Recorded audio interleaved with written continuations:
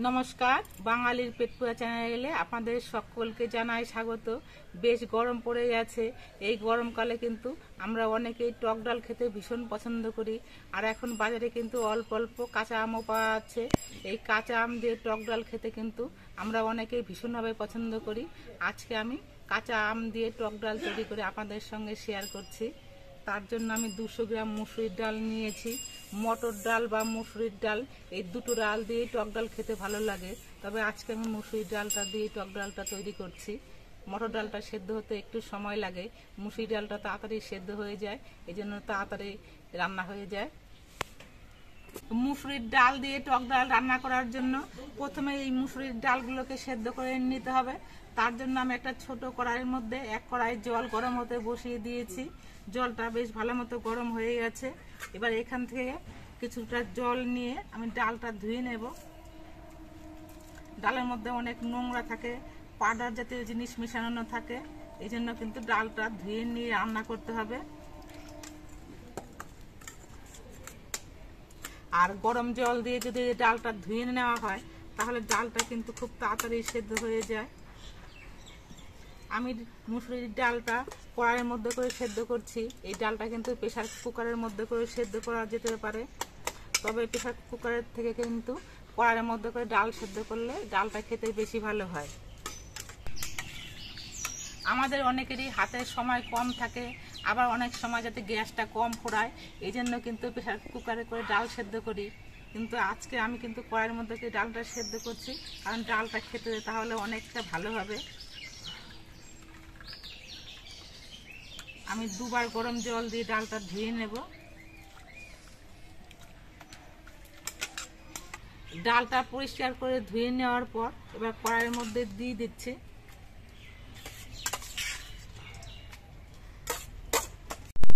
উনুনে মুসুরির ডালটা সেদ্ধ হচ্ছে, এদিকে আমি টক ডাল রান্না করার জন্য একটা কাঁচা আম নিয়েছি। এই কাঁচা আমের খোসাটা ছাড়িয়ে আমি লম্বা লম্বা পিস করে কেটে নিচ্ছি। এখন কাঁচা আমেরও অনেক দাম। আমি একটা আম এনেছি, এই আমটার দামে 15 টাকা নিয়েছে।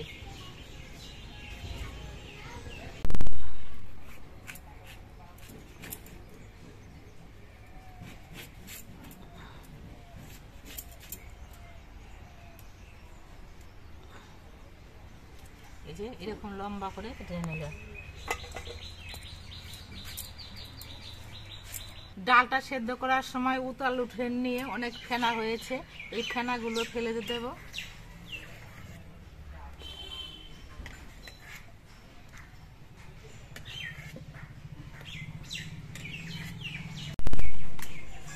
ডালের ফেনাগুলো ফেলে দিয়ে এবার এর মধ্যে আমি পরিমাণ মতো নুন দিয়ে দিচ্ছি।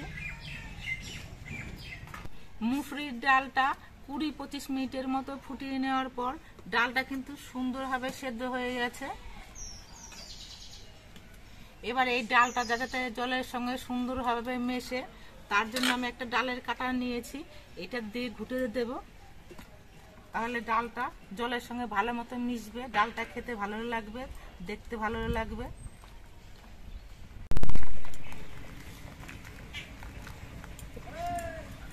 ডাল কাটা দিয়ে ঘুটে দেওয়ার পর ডালগুলো দেখুন জলের সঙ্গে কত সুন্দরভাবে মিশে গেছে।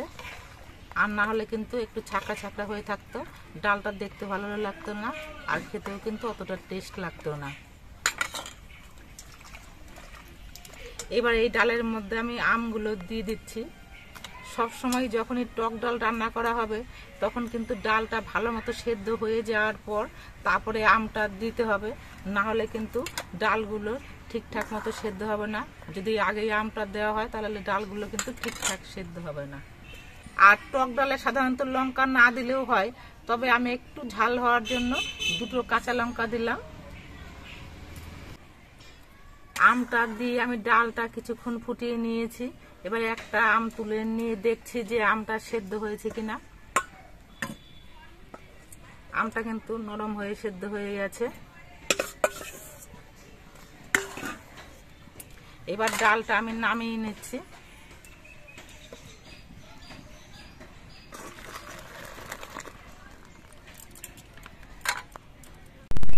আমি কড়াইয়ের মধ্যে কিন্তু অনেকটাই জল দিয়েছিলাম, কিন্তু ডালটা সেদ্ধ হতে হতে ডালটা কিন্তু অনেকটাই ঘন হয়ে গেছে, কিন্তু টক ডাল কিন্তু একটু পাতলা পাতলা খেতেই ভালো লাগে। উনুনে আবার আমি কড়াইটা বসিয়ে দিচ্ছি, আর কড়াইয়ের মধ্যে কিছুটা জল দিয়ে আমি জলটা ফুটিয়ে নেব। কড়াইয়ের পাশ দিয়ে অনেক ডাল লেগে রয়েছে, ওগুলো খুন্তি দিয়ে আমি তুলে নিচ্ছি। ডাল রান্না করতে গিয়ে কখনো যদি মনে হয় যে ডালটা বেশি ঘন হয়ে গেছে, একটু জল মেশাতে হবে, তাহলে কিন্তু ঠান্ডা জল না দিয়ে কিছুটা জল ফুটিয়ে নিয়ে তারপর ডালের মধ্যে মেশালে ডালের টেস্টটা কিন্তু বজায় থাকে। যদি ঠান্ডার জল মেশানো হয় তাহলে ডালটা কিন্তু একটু পানসে ভাব হয়ে যায়। এই জন্য যখনই জল মেশাতে হয় জলটা বেশ ভালো মতো ফুটিয়ে নিয়ে মেশাতে হয়। এবার ডালের মধ্যে অল্প করে একটু হলুদের গুঁড়ো দিচ্ছি। বেশি হলুদ লাগবে না, অল্প একটু হলুদই লাগবে। কড়াইয়ের জলটা দেখুন একেবারে টকবক করে ফুটছে। এবার এই জলটা নিয়ে আমি ডালের সঙ্গে মিশিয়ে নেব। যতটা পরিমাণ লাগবে ততটা পরিমাণ আমি মেশাচ্ছি। সবটা লাগবে না, আমি এরকম পাতলা রাখবো ডালটা। এবার ডালটা আমি সম্বার দেব, তার জন্য কড়াইটা আবার আমি উনুনে বসিয়ে ভালো মতো গরম করে নিয়েছি। আর কড়াইতে দিচ্ছি সর্ষের তেল। সর্ষের তেলটা গরম হয়ে যাওয়ার পর দুটো শুকনো লঙ্কাকে 4 টুকরো করে আমি দিয়ে দিলাম। আর অন্যান্য সময় মুসুরি ডাল রান্না করার সময় যাই ফোড়ন দেওয়া হোক না কেন, টক ডাল রান্না করার সময় কিন্তু অল্প করে একটু সর্ষে ফোড়ন দিতে হবে, তাহলে ডালটা খেতে বেশি ভালো হবে। তার জন্য আমি অল্প একটু সর্ষে ফোড়ন দিচ্ছি।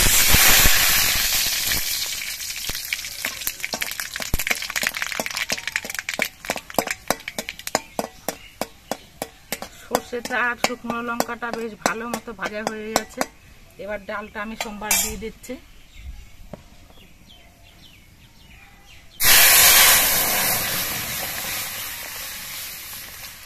ডালটা ফোড়ন দেওয়ার পর একটুখানি চিনি দিচ্ছি। টক ডালে একটু চিনি দিলে ডালটা খেতে বেশি ভালো হয়।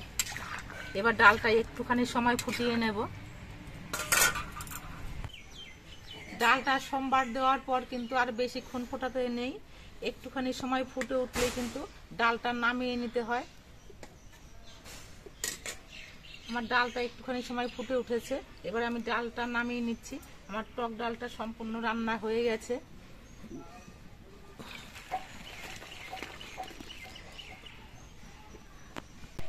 আপনারা দেখতে পেলেন আমি কিভাবে কাঁচা আম দিয়ে টক ডালটা রান্না করলাম।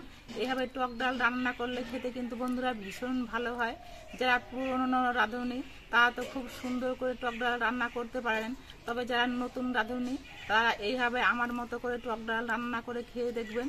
আশা করছি আমাদের সকলেরই খেতে ভীষণ ভালো লাগবে। আর আমাদের ভিডিওটা আপনাদের কেমন লাগলো, যদি ভালো লাগে ভিডিওটিতে একটি লাইক দেবেন, নতুন বন্ধু হলে চ্যানেলটিকে সাবস্ক্রাইব করে দেবেন।